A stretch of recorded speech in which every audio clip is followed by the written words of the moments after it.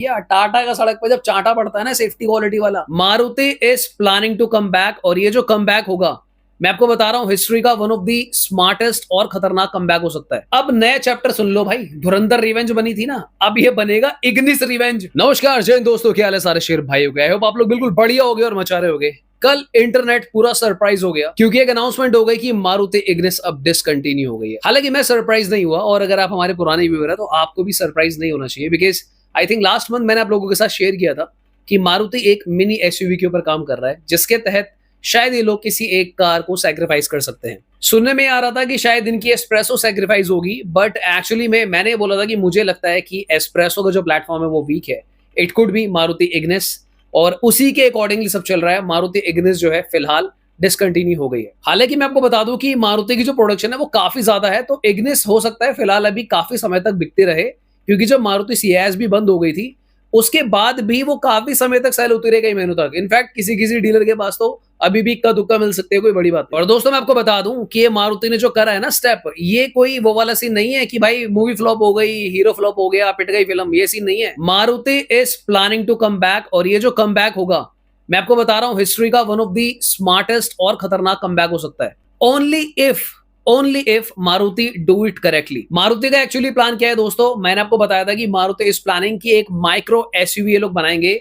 Micro SUV देश की जो सबसे फेमस है वो है टाटा पंच, आप सबको पता है। उसके बाद hyundai की एक्सटर आती है, फिर काइगर ट्राइबर भी आती है, बट यहाँ पर इतना मजा नहीं आ रहा है लोगों को। एक्सटर एक अच्छी कार है, डिसेंट बिकती है, but Tata Punch is the main car जिसके ऊपर सारा प्रकाश रहता है, और वो कार डिजर्व भी करती है। मारुति अपना पूरा फोकस शिफ्ट करने वाले हैं, और इसके लिए इग्निस का जो प्लेटफॉर्म है that is still a better platform as compare to Espresso या फिर जो उनकी बाकी सिलारियो वगैरह गाड़ियां आती हैं। एंड ऑब्वियसली जिस कार से लोग कंपीट करने जा रहे हैं वहां पर एक सेफ कार चाहिए होगी। मैं आपसे क्वेश्चन करता हूं आज की डेट में, अगर आप 6-7 लाख रुपए आपका बजट है, आपको गाड़ी लेनी है, अपनी फैमिली के बारे में आप लोग सोचोगे, सबसे पहली कार आपके दिमाग में क्या आएगी? टाटा पंच। बात तो सही है। मैं आपको बिल्कुल सच बता रहा हूं, ये हर घर की कहानी है। अगर आपका 6-7 लाख रुपए का बजट अराउंड बन रहा है ना, पहली कार जो सबसे पहले दिमाग में हिट करती है टाटा पंच है।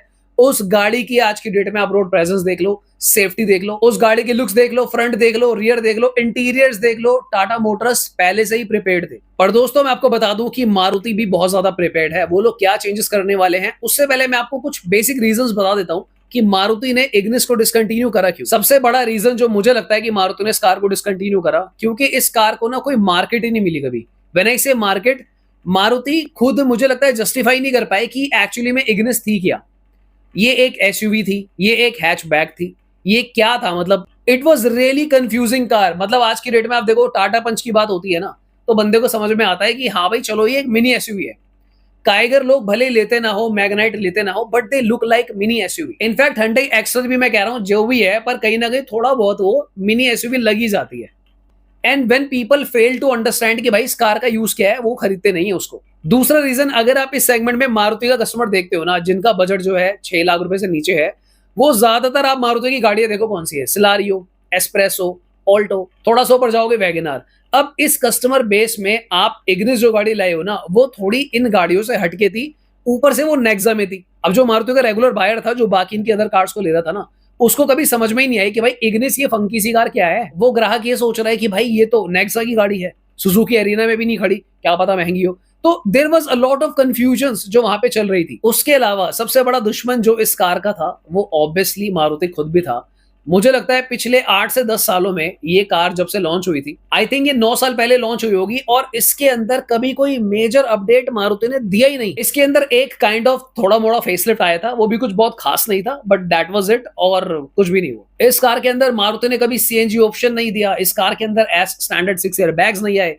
ये सीएनजी वाली बात मैंने कुछ दिन पहले भी अपने एक वीडियो में उठाई थी कि आप रियलाइज करोगे ना कि नेक्सा को उन्होंने एक लेवल बना रखा था, उन्होंने जानबूझकर सीएनजी दी ही नहीं। पता नहीं कोई उनका एक टिकट साइज कोई सेट था कि हम कम से कम इतना रेवेन्यू तो जनरेट करेंगे, क्योंकि इग्निस थोड़ी सस्ती कार थी बलिनो से, तो वहां इन्होंने सीएनजी दी ही नहीं। आई हैव नो आइडिया भाई।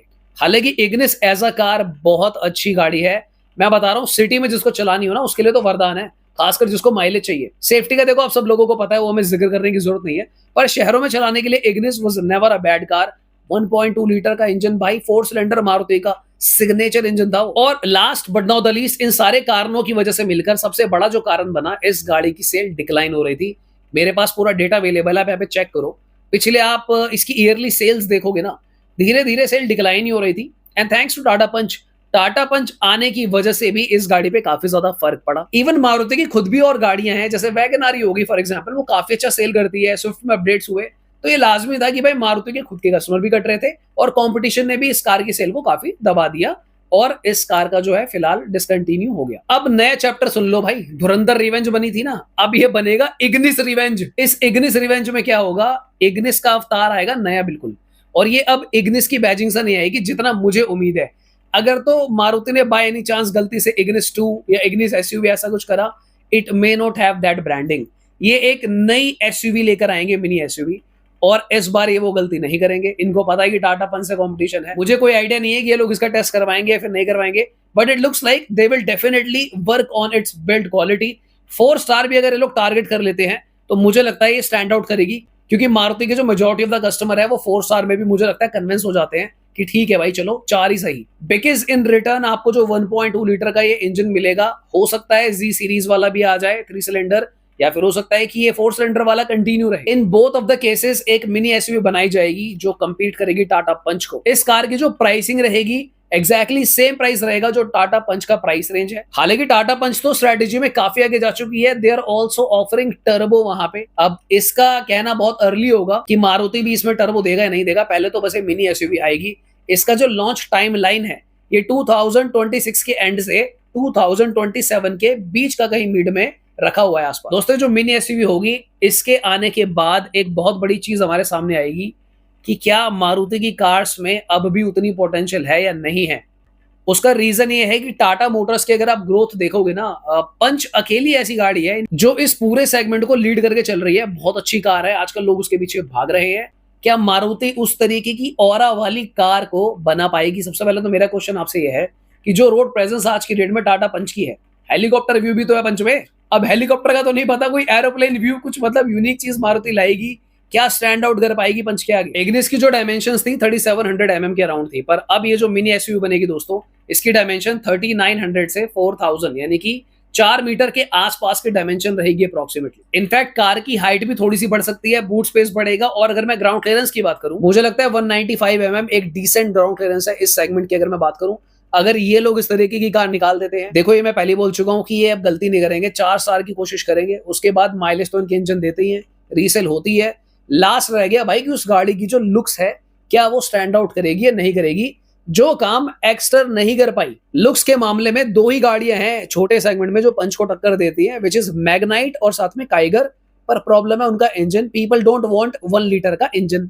तो यहाँ पर मारुति फिलहाल इकलौता कंपटीशन बच रही है जो यहाँ पर स्टैंड आउट कर सकती है, क्योंकि खुशखबरी ये है कि किया और Hyundai इस सेगमेंट में देख ही नहीं रहे। अभी आप लोग रियलाइज नहीं कर रहे हो कि Hyundai किया के पास कोई ऐसी मिनी एसयूवी है ही नहीं, तो मारुति के पास अभी भी बहुत ज्यादा टाइम है। पर भैया टाटा पंच, टाटा तो टाटा है, इतना आसान नहीं होगा भैया। टाटा का सड़क पर जब चांटा पड़ता है ना सेफ्टी क्वालिटी वाला, तो अच्छी अच्छी गाड़ियों की अकल ठिकाने आ जाती है। यही सोच जो है वो टाटा के बायर की है कि भाई टाटा का लोहा लेना है मुझे, देश का लोहा। इस स्ट्रैटेजी से कैसे कंपीट करेगी मारुति, यही देखना बाकी। डिटेल्स मेरे पास काफी सारी है, पर मैं अभी वो शेयर नहीं कर रहा आप लोगों से। उसका रीजन ये है कि मैं थोड़ी सी और करेक्शन चाह रहा हूँ, वहां पे अपडेट्स चाह रहा हूँ। तो चैनल को सब्सक्राइब करके रखो, अब मैं टाइमली आपको सब अपडेट्स देता रहूंगा। रही बात मारुति ब्रेजा की, कोई जेन्युइन और रियल अपडेट फिलहाल नहीं आ रहा है, and I am not finding it logical कि आप लोगों का टाइम वेस्ट करा जाए जबरदस्ती की वीडियोस बना के। I don't do it. So मिलते हैं दोबारा किसी और दिन guys. Thank you so much for watching. Bye bye, take care.